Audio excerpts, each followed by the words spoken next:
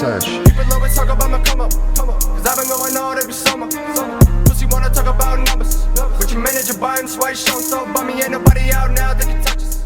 What's up, y'all? It's Screw the Rules here, and I'm coming at you with my first place Ruby Sapphire deck profile that helped me basically win back-to-back local tournaments at one of my favorite card shops, Perfect Circle Games. Shoutouts to Thayer, shoutouts to Leo. You guys are hosting a great shop with great, tremendous vibes and an atmosphere that's just really welcoming to any new player or any returning player to any TCG. If you guys got some time, if you're around the Niles, Illinois area, please check them out, because if you do end up at a Lorcana tournament, you may get some really good prizing just like this. For my first week, my first place prizing was 4 booster packs of Lorcana Into the Inklings. Then we got the Kit Cloud Kicker promo and the Jolly Roger promo. They're all foils. And then we have the infamous Dalmatian sleeves that I won. I don't know if I'm going to use these just because I've heard Lorcana sleeves are not the best, but I may keep them sealed just for collection purposes. And my matchups for this first week were round 1 was against Ruby Amethyst. Then round 2 and round 3, I faced both were Amber Steel decks. And all I got to say about the Amber Steel Song deck is, man, you got to watch out for those flutes. Those flutes are scary. If you don't deal with them, they're going to quickly passively go up in lore, and they're going to beat you with them. Like, you gotta be mindful of those flutes. I won't even lie. And for my round 4, I played against my good friend Nick, who was piloting Amber Emerald, and that deck is actually really scary because Bucky just be discarding your hand, and then he's playing Bare Necessities or Ursula to look at my hand and rip out a song, rip out an item, and, you know, just basically put me at a disadvantage. But luckily that did not work out in his favor. It worked out in my favor, and that was one of the hardest matchups for me for that day. You play Bare Necessities, you look at my hand, and you're ripping my items and my songs, you know, so my Be Repaired, my Fish Bones. That's pretty good, you know, against my deck. Then he plays Bucky and other discard stuff that just forces me to have only like 1 card or 0 cards in hand, so that was actually really scary, but I did end up getting it at the very end. He was one of my toughest matchups. And so for my second week, I ended up getting first place again, and this time I got 5 packs of Into the Inklings, and because I got first place, I was able to secure one of the Lorcana pins. I was able to secure the Lorcana Stitch pin. I actually really like the emerald on this, and Stitch is just looking really adorable and really cool actually with the glasses over here. For my matchups for week 2, round 1, I played against Ruby Sapphire, so I played against the mirror. That was actually pretty hard, I won't lie. Round 2, I played against Amber Steel Song again. Robin Hood was probably the MVP for my opponent. That card came in really clutch. Robin Hood's a really good card. And for my final round, round 3, I played against Sapphire Steel, and that deck's actually really crazy. All right, y'all, let's start the deck profile with our 1-drops that we play in the deck. We have 4 Popsicle, and we play 4 Develop Your Brains. I love Popsicle. Popsicle gets us to basically our harem, our draw engine.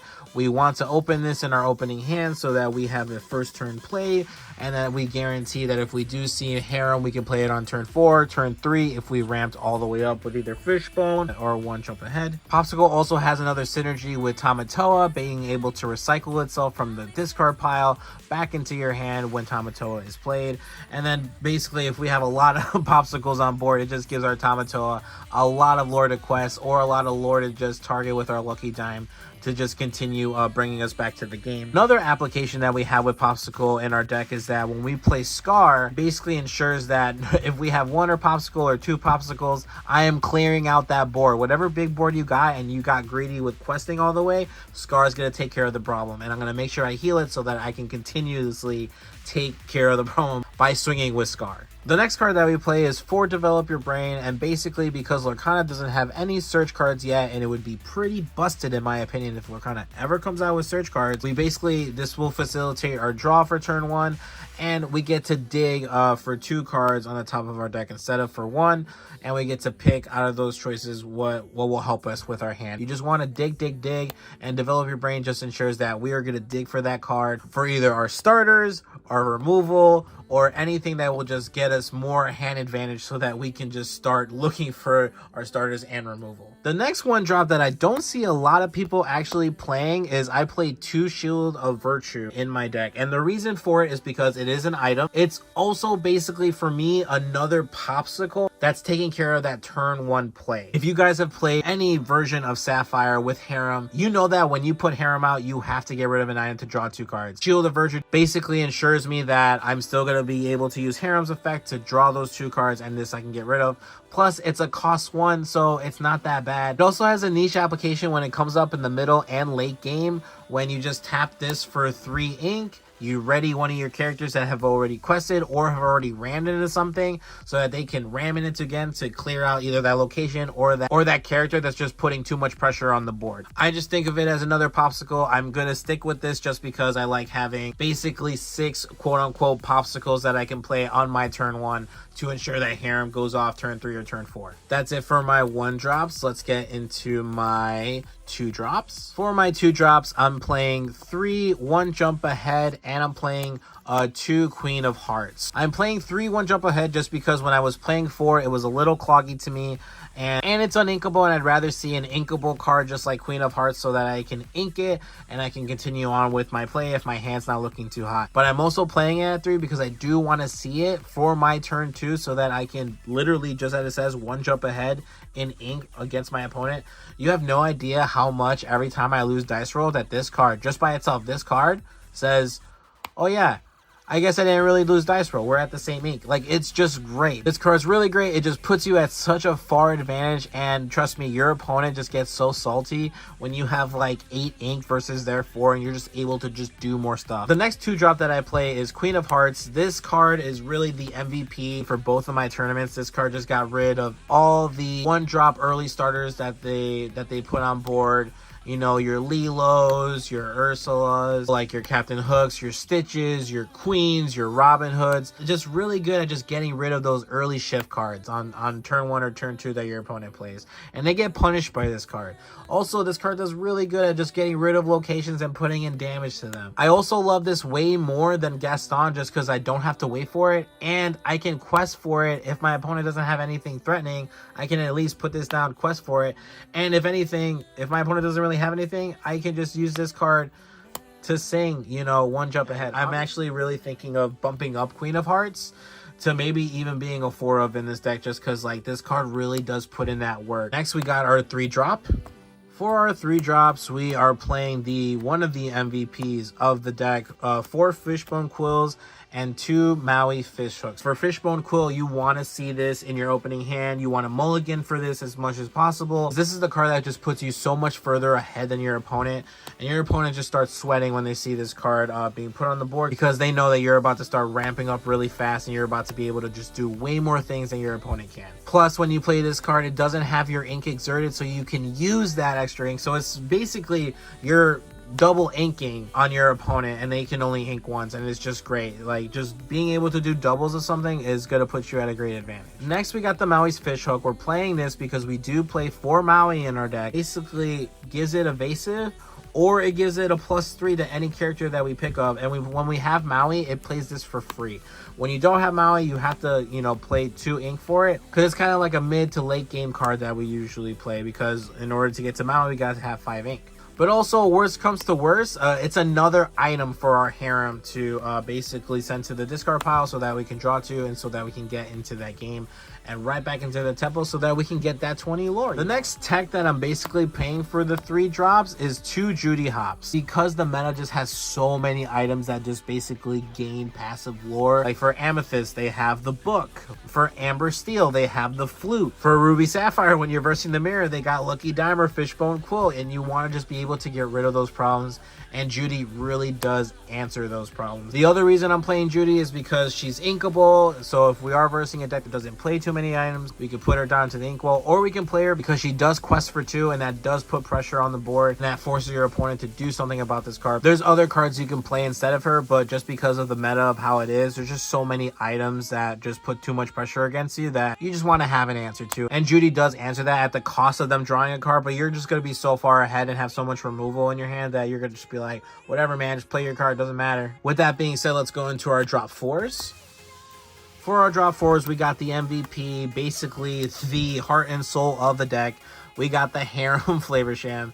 This guy is what you want to play on turn 3, on turn 4, because he basically says we're going to draw 2 cards whenever we quest, or whenever we get played and you have an item, buy item, draw 2 cards. And this card is not once per turn. If you have 2 Harems, you have 2 items, you can quest on both, get rid of both, draw 2 cards for both, and right there you just drew 4 cards. So he's not once per turn, please remember that. Also, he's a really big body. Most of the time your opponent has to commit a lot of cards, at least 2 cards to get rid of him, because they know they can't let you just keep drawing for free all the time. They're going to be at a big disadvantage if you just keep drawing all your gas. Also, even though he is inkable, I really don't like inking this card just because he is your heart and soul. He is your draw engine. If they get rid of him, you want to make sure you have another one ready to go just in case that they do get rid of it. So I usually kind of hold him out. And if I do ink him, it's got to be because my hand sucks and it's just terrible. And I'm probably going to lose that anyway if I have to ink this guy.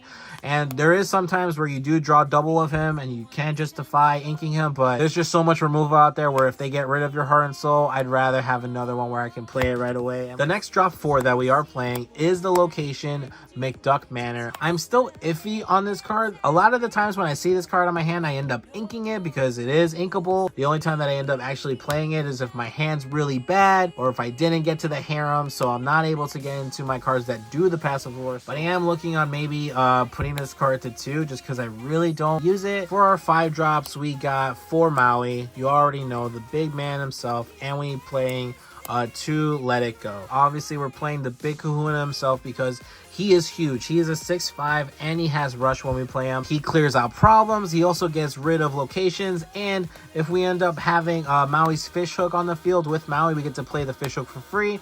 We can make Maui a 9/5, and that can help us get rid of any pesky location that's really big. Get it out of the way. We sync it with Maui. But also with Maui, we can give one of our characters evasive. We don't really need the power up. And that has come up with this deck where I'll have Maui and Harem, and I'll tap Maui's fish hook to give Harem the evasive, just so that I can keep drawing my cards and my opponent cannot ram it when I quest with it. I'm playing 2 Let It Go just because I really felt that I really just needed more removal. If worse comes to worse, if we don't end up using it or don't end up having a character sing it, we can ink this bad boy and continue on with our plays and continue on with our day. Let's get into our 6 drops. For our first 6 drop, I am playing 4 copies of Gaston. There are some builds where I see them running 3. I know he's uninkable. He increases your uninkables that you can potentially draw.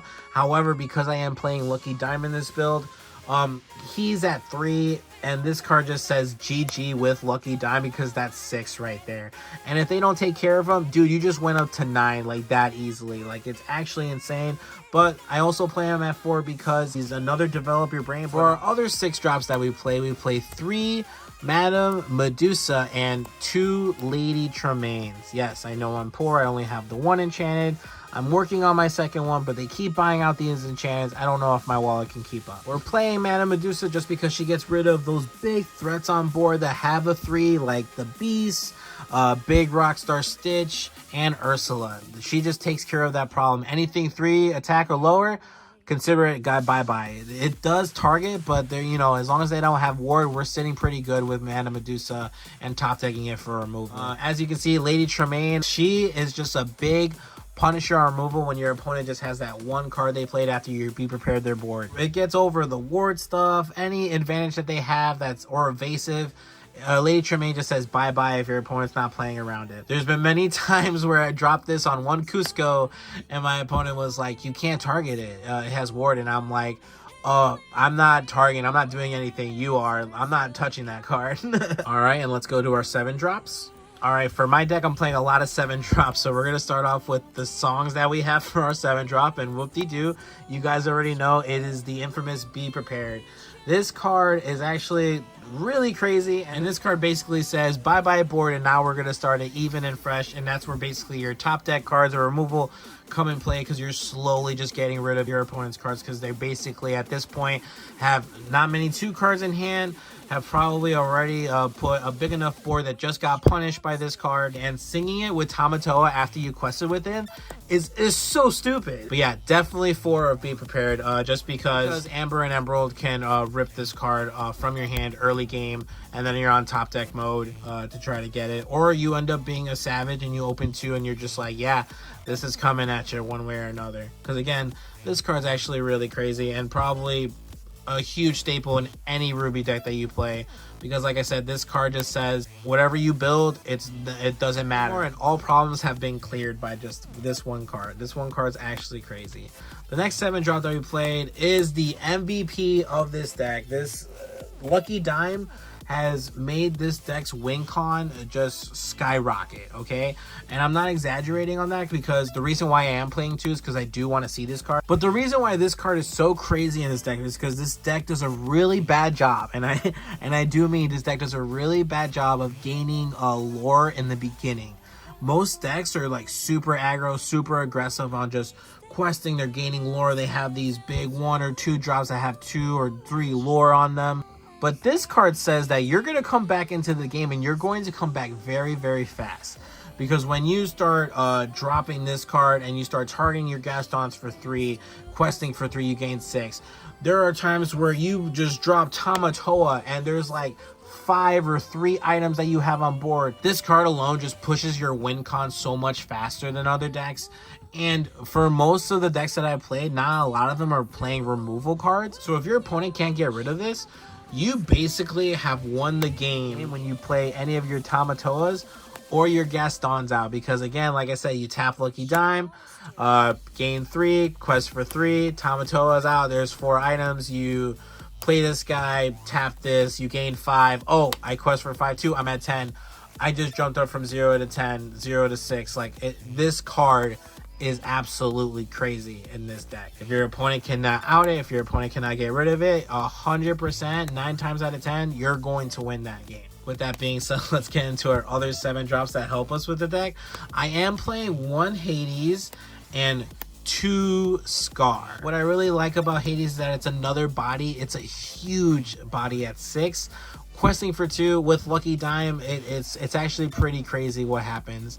It is removal. Scar over here, I played at 1, but I bumped it up to 2 because this card is absolutely nuts. Oh my god, this card alone is basically be prepared if it was a person. Like I said in the beginning of my video, when you have Popsicle and you're able to get rid of this to heal your Scar so that it readies up again and able to clear out more stuff on the board, he's also able to get rid of those pesky locations after you clear their board. He readies again, and then you just get rid of the other location. But let's get into our final 8 and 9 drops of the deck. And for our final big drops, we got 4 Tamatoas for our 8 drop, and I'm playing 2 Maleficent Dragons for our 9 drop. I did have Maleficent Dragon at 4. After a lot of testing and playing at my locals and playing with my friends, I just really realized that, like, I just don't like seeing this card. I just don't like seeing this card just because it's too big of an ink cost to have for the beginning of the game. So this is definitely a late game guy. There's just other things I can play for removal for the early game that I'd rather see. Don't get me wrong, if I do see her because she is inkable, I'm able to just go, all right, boom, without a thought, just ink it, because I do have another one on standby.